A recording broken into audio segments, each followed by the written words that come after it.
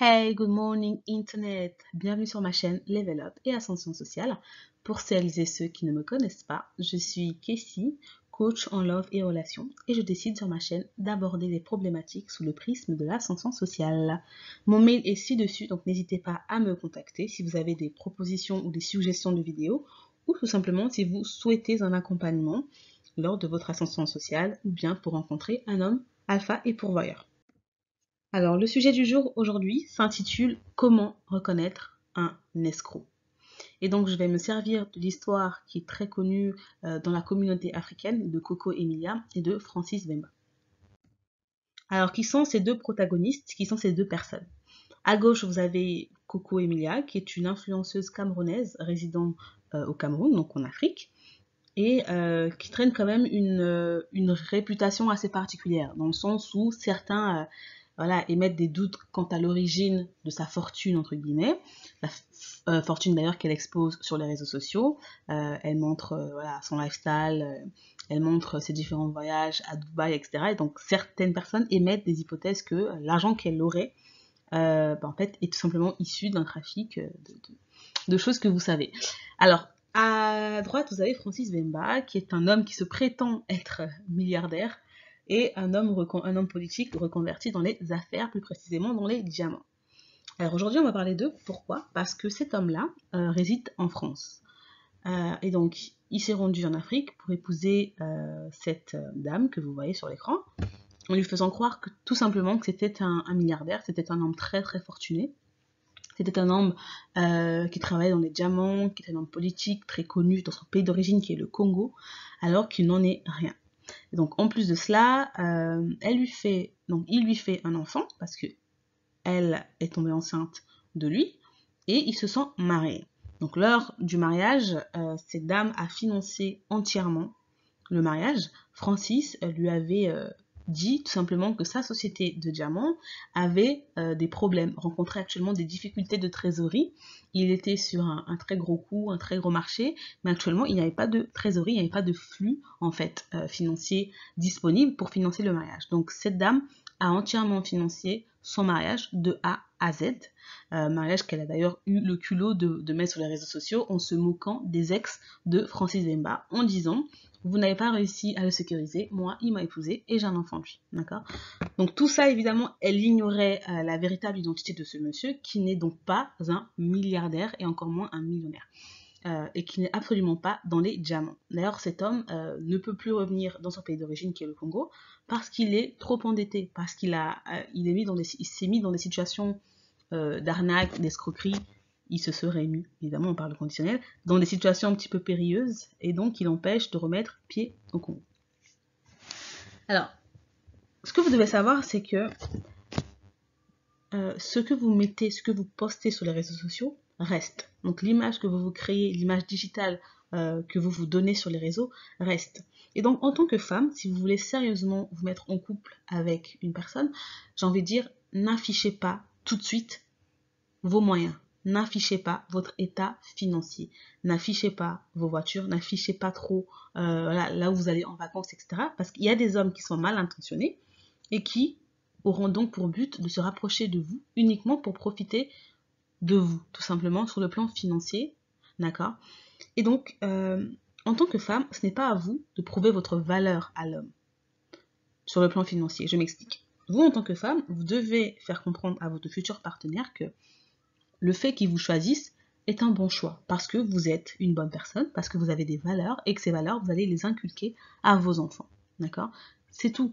Le reste, les personnes, les femmes qui essaient d'impressionner les hommes par rapport à leur matériel, par rapport à leur diplôme, par rapport à l'argent qu'elles ont, j'ai envie de vous dire que vous attirez plus des escrocs qu'autre chose. Parce qu'un homme, un véritable homme, ne sera jamais impressionné par votre argent. Un homme de valeur sera impressionné par justement les valeurs que vous avez, les valeurs que vous allez inculquer à son enfant, et comment vous comptez tout simplement pérenniser sa lignée. Le reste, un homme sérieux ne regardera pas ce que vous mettez sur Instagram, ne regardera pas vos sacs de luxe que vous avez, les voyages de luxe. En fait, un homme ne sera pas directement intéressé par ça. Et vous devez comprendre ce principe-là qui est très important, c'est qu'en tant que femme, vous devez garder un minimum de discrétion sur votre pouvoir capital, donc sur votre argent tout simplement. Donc ça c'est la première erreur qu'elle a commise, cette jeune femme, c'est tout simplement qu'elle s'est exposée un peu trop sur les réseaux sociaux, beaucoup trop d'ailleurs sur les réseaux sociaux, en disant qu'elle était clairement une femme riche, d'accord? Donc ça attire beaucoup, j'ai envie de dire, de loups ravisseurs, beaucoup d'escrocs et d'arnaqueurs, ok? Ensuite, la deuxième chose que cette femme, la deuxième erreur qu'elle a commise, c'est que elle s'est laissée aveugler par la fausse histoire que cet homme lui a présentée, d'accord? Cet homme lui a dit tout simplement que c'était un homme, un diamantaire, un homme qui était riche, etc. Bah, c'est pas le cas. Elle est vraiment tombée dans le panneau, elle est tombée dans le piège parce que elle lui a fait confiance, tout simplement. Et les femmes, vous n'avez pas à faire confiance à un homme sur des paroles. En fait, vous devez plus vous fier aux actes qu'un homme pose plutôt qu'à ses paroles. Les paroles, honnêtement, ça s'envole, quoi. Ce qui reste, ce sont des écrits. Ce qui reste également, ce sont des preuves et des actes concrets qu'un partenaire pose par rapport à vous. D'accord? Donc, avant de faire confiance comme ça aveuglément à un homme, vous devez vous poser les bonnes questions.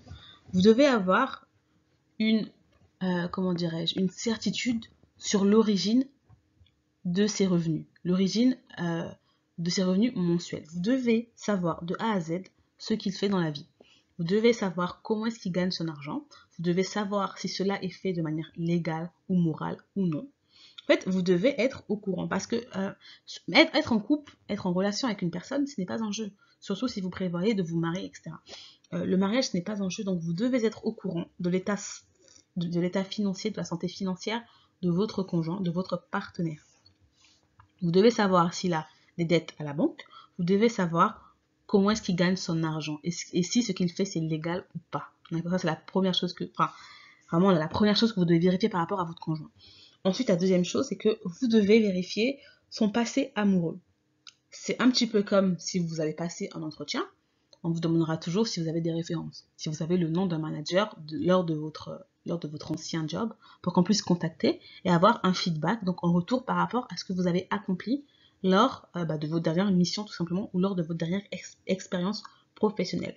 Eh bien pour l'homme c'est pareil, vous devez avoir une idée claire du passé de cet homme. Et en l'occurrence, cet homme, c'est un homme qui, c'est vraiment un gigolo, dans le sens où il a plus de 6 enfants avec plus de 3 mères différentes.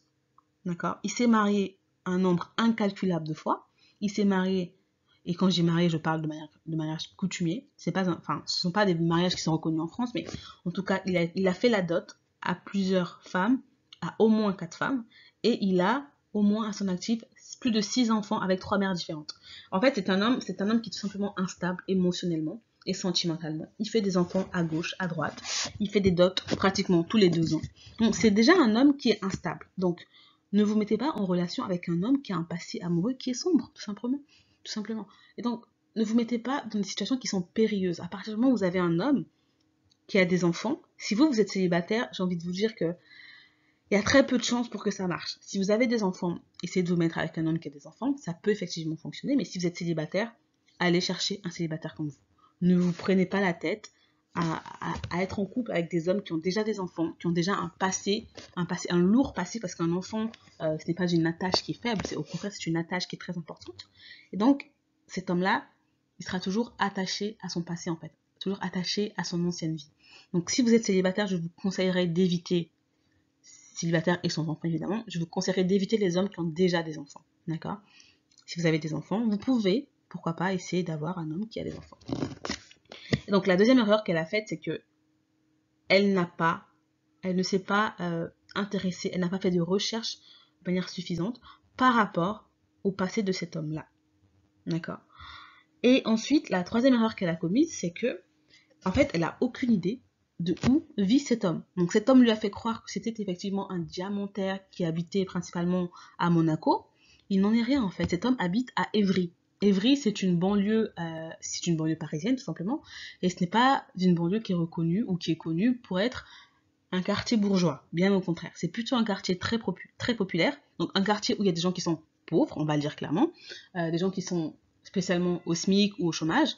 Ce n'est pas un quartier de riches en fait. Et donc cet homme lui a fait croire qu'il venait de Monaco, alors qu'il habite à Évry, d'accord? Et donc cette femme, parce qu'elle était aveuglée par soi-disant l'argent de cet homme-là, elle n'a pas fait les recherches suffisantes pour pouvoir connaître la véritable origine, la véritable nature de cet homme-là. D'accord? Ensuite, l'autre erreur que cette femme a commise, c'est qu'elle a cru bêtement et aveuglement en ce que lui a dit son mari. En fait, il lui a présenté des faux documents de sa société et elle n'a pas été en mesure, en fait, de faire des recherches tout simplement. Aujourd'hui en France, si quelqu'un vous présente un papier concernant sa société, vous pouvez appeler en fait pour savoir si c'est une société qui existe réellement et savoir son chiffre d'affaires, quand est-ce qu'elle a été créée et dans quel domaine est-ce qu'elle se situe. Donc je vous dis ça les filles parce que vous ne devez pas prendre à la légère cette décision. Quand vous décidez de vous marier, d'être en relation sérieuse avec un homme, vous devez avoir toutes les informations sur lui.